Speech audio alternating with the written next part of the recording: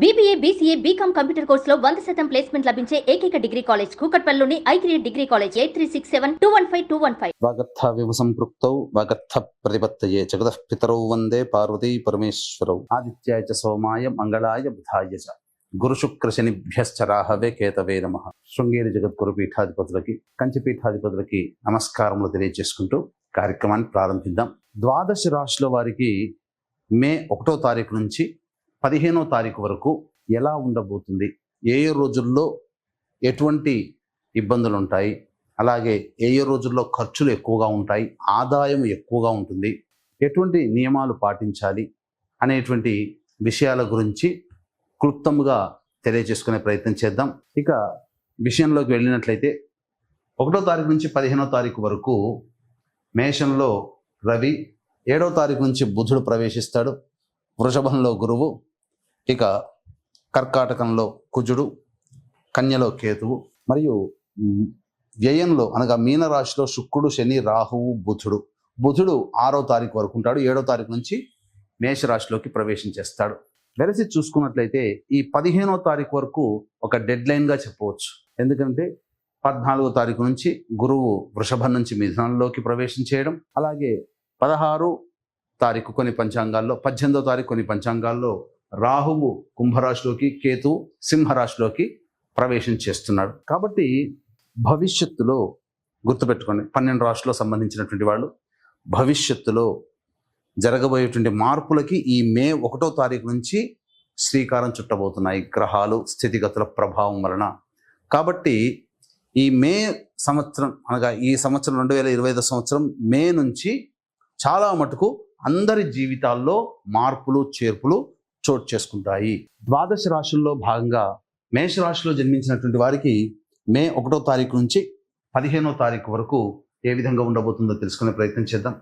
ప్రధానంగా రాశిలో రవిగ్రహ సంచార ప్రభావము, రాశ్యాధిపతి చతుర్థము, అలాగే చూసుకున్నట్లయితే ప్రధానంగా వ్యయస్థానంలో ఉన్నటువంటి శుక్ర, శని, రాహు, బుధుల యొక్క గ్రహ ప్రభావం వలన ఎక్కువగా ఖర్చులు అనేటువంటివి ఉంటాయి, అనవసరమైన ఖర్చులు ఎక్కువగా ఉంటాయి.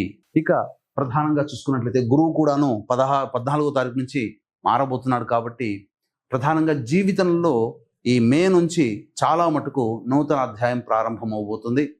ముఖ్యంగా కొత్త వ్యక్తుల పరిచయం అనేటువంటిది ఈ మే నెల నుంచే ప్రారంభమవుతారు. ఇక చూసుకున్నట్లయితే ఈ యొక్క రాశిలోని రవి మరియు 7వ తారీఖు నుంచి బుధగ్రహ సంచార ప్రభావము, సౌఖ్యం, జీవితంలో కంఫర్టబుల్ లైఫ్ని లీడ్ చేయడానికి అనుకూలమైనటువంటి పరిస్థితులు ఏర్పడతాయి. ప్రధానంగా ఈ మేషరాశి వారికి స్త్రీ సౌఖ్యము ఉండబోతుంది. అంటే ఎవరైనా కానీ స్త్రీల వల్ల సహాయ సహకారాలు ఎక్కువగా పొందుతారు, ఇది మనం చెప్పుకోవచ్చు. ఇక ప్రధానంగా చూసుకున్నట్లయితే వివాహం కావాల్సినటువంటి అబ్బాయిలకి అమ్మాయిలకి వివాహం నిశ్చయం అవడానికి ఆస్కారాలు ఎక్కువగా ఉన్నాయి, గ్రహాలన్నీ కూడా అనుకూలంగా ఉన్నాయి. కాకపోతే ఈ మేషరాశిలో జన్మించినటువంటి వారు చతుర్థ స్థానంలో కుజగ్రహం స్తంభించి ఉన్నటువంటి కారణం చేత వాహనాన్ని నడిపేటప్పుడు జాగ్రత్తలు పాటించాలి. ఇక వ్యయంలో రాహువు, శని, బుధుల యొక్క సంచార ప్రభావం మొదటి వారం అనగా 1వ తారీఖు నుంచి 6వ తారీఖు వరకు కాస్త అనవసరమైనటువంటి ప్రయాణాలు చేసే అవకాశాలు ఎక్కువగా గోచరమవుతున్నాయి. కావున ప్రయాణాలు చేసేటప్పుడు జాగ్రత్తలు పాటించండి. ఇక ప్రధానంగా చూసుకున్నట్లయితే ధన నష్టం కూడా 1వ తారీఖు నుంచి 6వ తారీఖు వరకు ఎక్కువగా ఉండబోతుంది. కాబట్టి జాగ్రత్తలు పాటించండి. ఇక మనం ఈ యొక్క రాశిలో జన్మించినటువంటి వారికి సాధారణమైనటువంటి ఫలితాలు ఉంటాయి, అనగా మిశ్రమ ఫలితాలు ఉంటాయి. లాభము సామాన్యమే, నష్టము కూడా సామాన్యమే ఉంటుంది. అయితే గ్రహాలన్నీ కూడాను సంచార ప్రభావం అనుకూలంగా ఈ మేషరాశిలో జన్మించినటువంటి వారికి ఉన్నటువంటి కారణం చేత అనుకున్నటువంటి పనులు మీరు ప్లానింగ్ చేసుకొని ఇంప్లిమెంటేషన్ చేయగలిగితే విజయాన్ని పొందే అవకాశం ఉంటుంది. కాకపోతే ఆత్మస్థైర్యము, కుజగ్రహం రాశ్యాధిపతి కుజుడు బలహీనపడ్డాడు. ఈ కారణం చేత పైకి డాంబికంగా మనము ఈ మేషరాశిలో జన్మించినటువంటి వారు ఉత్సాహము, శౌర్యము, ప్రతాపము, పరాక్రమం ఉన్నట్టుగా కనిపిస్తారు. కానీ ఇంటర్నల్గా వాళ్ళు అంత పరాక్రమాన్ని అనగా ఆ కరేజ్ని చూపించలేకపోతారు. ఆత్మవిశ్వాసం సన్నగిల్లుతుంది. పోను పని మొదలు పెట్టినప్పుడు ఉన్నంత ఉత్సాహము పని మధ్యలో ఉండగా తగ్గుతూ వస్తుంటుంది. కాబట్టి మేషరాశిలో జన్మించినటువంటి వారు మే 1వ తారీఖు నుంచి 15వ తారీఖు వరకు ఏ పని చేపట్టినా ఆత్మవిశ్వాసాన్ని పెంపొందించుకునే ప్రయత్నం చేయండి. తప్పకుండా అన్ని విధాలుగా యోగదాయకంగా ఉంటుందని చెప్పవచ్చు. ఉద్యోగస్తులైతే ప్రధానంగా చక్కటి యోగ స్థితిని పొందుతారు. ప్రమోషన్లు పొందే అవకాశం ఉంటుంది. నిరుద్యోగస్తులకి ఉద్యోగం లభించే అవకాశం ఉంటుంది. ఇక సంతానం కోసం ప్రయత్నం చేసేటువంటి వాళ్ళకి చక్కటి శుభవార్త అనేటువంటిది ఉంటుంది. ఇక విద్యార్థులు బాగా శ్రమిస్తే తప్ప కాంపిటేటివ్ ఎగ్జామ్స్లో వాళ్ళు అధిక శాతంతో ఉత్తీర్ణతను పొందలేరు. అయితే విదేశీయానం, విదేశీ విద్యకు సంబంధించి చేయే ప్రయత్నాల్లో కోరుకున్నటువంటి యూనివర్సిటీలో ప్రవేశం లభించడానికి ఆస్కారం ఎక్కువగా ఉంటుంది. ఇక వ్యాపార రంగంలో ఉన్నటువంటి వాళ్ళు ప్రధానంగా గమనించాల్సినటువంటిది ఒక ఇనుము, స్టీలు, తోలు, అలాగే ఇటుక బట్టీలు మరియు ఎడిబుల్ ఆయిల్స్, ఆటోమోటివ్ రంగంలో ఉన్నటువంటి వాళ్ళకి తప్ప మిగతా అన్ని రంగంలో ఉన్నటువంటి వాళ్ళకి లాభదాయకంగా ఉంటుంది. న్యాయవాద వృత్తులు, అలాగే ఈ సంబంధించినటువంటి ఎలక్ట్రానిక్స్ అండ్ ఎలక్ట్రికల్ రంగంలో ఉన్నటువంటి వాళ్ళు, అలాగే రైతులు మరియు కౌలు రైతులు, రియల్ ఎస్టేట్ వ్యాపారస్తులు ఉన్నటువంటి ప్రాజెక్ట్స్ని, ఉన్న వ్యాపారాన్ని కొనసాగించే ప్రయత్నం చేయండి. కొత్త వాటి జోలికి వెళ్లకుండా ఉండడమే చాలా మేలు అనేటువంటి విషయాన్ని గమనించుకోవాలి. ఎందుకంటే రాబో కాలము అంత అనుకూలంగా లేదు. ఈ కారణం చేత జాగ్రత్తలు పాటించండి. ఈ రాశిలో జన్మించినటువంటి మహిళలు ముఖ్యంగా ఎటువంటి జాగ్రత్తలు పాటించాలి? ముఖ్యంగా గమనించుకున్నట్లయితే మహిళలకి మీ యొక్క వాక్కు అధికంగా ఉండబోతుంది. అంటే ఏంటి? మీ యొక్క వాక్కుకి బలం పెరుగుతుంది. మీరు గీచిన గీచ అందరూ కూడా జవదాటరు. మీ మాటే వేదవాక్కుగా, శిరోధార్యముగా మీ కుటుంబంలో కానీ, చేస్తున్నటువంటి వృత్తి ఉద్యోగాల్లో కానీ ఉండబోతుంది. కాబట్టి ధైర్యంతో ముందడుగు వేసే ప్రయత్నం చేయండి. ఇక ముఖ్యంగా ప్రధానంగా చూసుకున్నట్లయితే కుటుంబంలో మీకు విలువ పెరగడం, తద్వారా ఇంతకుముందు మిమ్మల్ని అవమానించినటువంటి వాళ్ళే ఇప్పుడు మిమ్మల్ని గౌరవించేటువంటి స్థాయికి చేరుకునే విధంగా మీ ప్రవర్తన ఉండబోతుంది. మీకు అవకాశాలు కూడా ఆ విధంగా వస్తాయి. అయితే ఇక్కడ మీరు ఎదుటివారిని చులకనగా చూడడం అనేటువంటిది తగ్గించుకోండి. ఆత్మవిశ్వాసంతో ముందడుగు వేయండి. అంతేకాకుండా అతి ఆత్మవిశ్వాసం కానీ, ఎదుటివారిని చులకనగా చూడడం కానీ ఇలాంటివి కనుక చేసినట్లయితే భవిష్యత్ పరిణామాలు ఈ యొక్క రాశిలో జన్మించినటువంటి మహిళలకి ఎక్కువగా ఉండబోతున్నాయి. అయితే ఇక వీక్షించేటువంటి ప్రేక్షకులకి గమనిక, ఈ నెల 12వ తారీఖు వైశాఖ పౌర్ణమి సందర్భంగా అత్యంత మహిమాన్వితమైనటువంటి రోజు. ఈ రోజున జాతకరీత్యా కలుగు ఎన్నో రకాల సమస్యలు, విద్య, వివాహ, ఉద్యోగం, దాంపత్యం, అనారోగ్య సమస్యలు, ఎన్ని సమస్యలు ఉన్నప్పటికీ కూడా ఆ సమస్యలన్నీ మొదలు పెడతారు, మధ్యలోనే ఆగిపోతుంటాయి. ఏ పని పూర్తి కాదు. దీనికి గల కారణం ఎన్ని ప్రయత్నాలు చేసినా ఆ ప్రయత్నంలో మీరు విజయం పొందలేకపోతున్నారు, మీరు అనుకున్నది సాధించలేకపోతున్నారు అంటే జాతకరీత్యా 5 రకాల శాప ప్రభావం: స్త్రీ శాపము, సర్పశాపము, గురుశాపము, దైవశాపము, పితృశాపము. కాబట్టి ఈ యొక్క 5 రకాల శాప ప్రభావాల నివృత్తికి వైశాఖ పౌర్ణమి సందర్భంగా ఈ యొక్క పంచశాప నివృత్తి కార్యక్రమాలు అనేటువంటి చేయించడం జరుగుతుంది. వ్యక్తిగతంగా మీరు పాల్గొనాలి. ఈ సంబంధించినటువంటి కార్యక్రమంలో ఇప్పుడు ఏంటంటే చాలా మటుకు జనాల్లో ఒక అబద్ధపు ప్రచారము జరుగుతుంది. ఏంటి?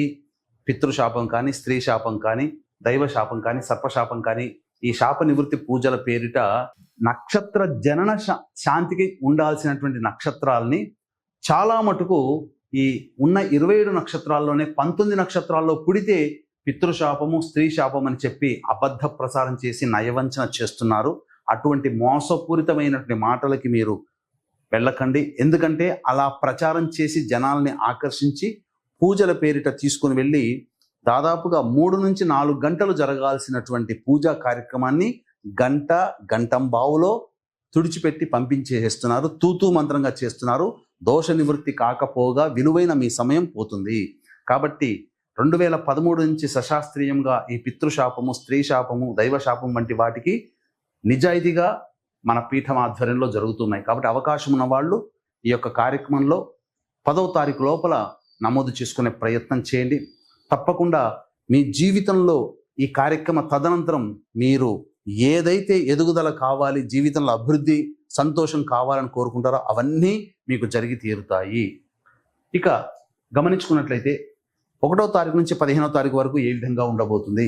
1, 2, 3 తారీఖుల్లో రాని బాకీలు వసూలవుతాయి. నూతన వ్యక్తుల పరిచయ ప్రభావం జరుగుతుంది. అన్ని విధాలుగా ఆనందదాయకంగా ఉంటుంది. మీ అవసరానికి ఖర్చులకి మించినటువంటి ఆదాయం లభించడం, తద్వారా మంచి స్థితిలో ఉంటారు. సంతోషంగా 1, 2, 3 తారీఖులో గడుపుతారని చెప్పవచ్చు. ముఖ్యంగా ఇక 4, 5, 6, 7 తారీఖుల్లో కనుక చూసుకున్నట్లయితే ఈ సంబంధించినటువంటి రోజుల్లో ఖర్చులు అధికంగా ఉంటాయి. ఆత్మవిశ్వాసం సన్నగిల్లుతుంది. వాహనాన్ని నడిపేటప్పుడు జాగ్రత్తలు పాటించాలి. మీ ఆరోగ్యం పట్ల కూడాను శ్రద్ధ వహించాలి. ఖర్చులు అధికంగా ఉండబోతున్నాయి. వాహన మరమ్మతులు, గృహ మరమ్మతులకి, గృహోపకరణాలకి ఖర్చులు అధికంగా అవుతాయి అని గమనించుకోండి. కాబట్టి ఖర్చుల శాతాన్ని తగ్గించుకోండి. ఇక 8, 9, 10, 11, 12 తేదీలలో చక్కగా ధనాదాయం చాలా చక్కగా ఉంటుంది. ఇతరుల సహాయ సహకారాలు మీకు మెండుగా ఉంటాయి. శత్రువులపై మీదే విజయం సాధిస్తారు. పోటీ పరీక్షల్లో ఉన్నటువంటి వాడికి అత్యున్నతమైనటువంటి ప్రతిభ కనబరిస్తారు. మీరు ఉత్సాహంతో మీ శక్తికి మించినటువంటి పనులు చేయడం ద్వారా మీరందరూ కూడా ఆ సమాజంలో గొప్పగా కీర్తింపబడతారు. అన్ని విధాలుగా ఆనందదాయకంగా ఉంటుందని చెప్పవచ్చు. ఇక 13, 14, 15 తారీఖుల్లో జాగ్రత్తలు పాటించండి. ఖర్చులు అధికంగా ఉంటున్నాయి కాబట్టి మానసికమైనటువంటి ప్రశాంతత లోపిస్తుంది. ఒక జిగ్జాగ్ లాగా ఉంటుంది. ఏ పని చేయాలన్నా సంతోషం ఉండనటువంటి పరిస్థితి. కాబట్టి జాగ్రత్తలు పాటించండి. ముఖ్యంగా 4, 5, 6, 7, 13, 14, 15 తేదీల్లో ఖర్చులు అధికంగా ఉంటాయి. సమస్యలు కూడా ఉంటాయి. 1, 2, 3, 8, 9, 10, 11, 12 తేదీల్లో మీకు ఆనందదాయకమైనటువంటి పరిస్థితి ఉండబోతుంది. ఇక గమనించుకున్నట్లయితే ఈ సంబంధించినటువంటి సమస్యలు అనేటువంటి ప్రతి మానవుడికి ఉంటాయి. కాబట్టి ఈ సమస్యల పరిష్కారం కోసం ప్రతిరోజు సుబ్రహ్మణ్య భుజంగ స్తోత్రము, గణేష స్తోత్రము వీలైనన్ని సార్లు ప్రతిరోజు రోజుకి 3 సార్లు పారాయణం చేయండి. చాలా మటుకు సమస్యలు పరిష్కరింపబడతాయని చెప్పవచ్చు. సర్వం శ్రీ ఉమామహేశ్వర పరబ్రహ్మార్పణమస్తు.